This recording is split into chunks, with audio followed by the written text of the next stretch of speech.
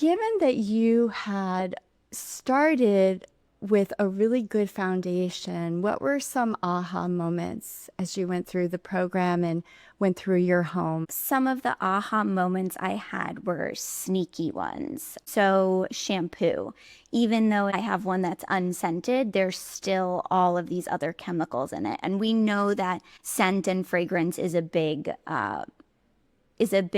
basis for chemicals. And so I was surprised that even though I was using all of these unscented products, creams, hair gels, things like that, they still had other harmful substances in them. So I think that was a big aha moment. And then, it's so funny. My husband and I were talking about our dog and how his toys are plastic and his, shampoo that we're touching, we're playing tug of war with him, just like cleaning products for him. Never did I think that I would be detoxing my dog.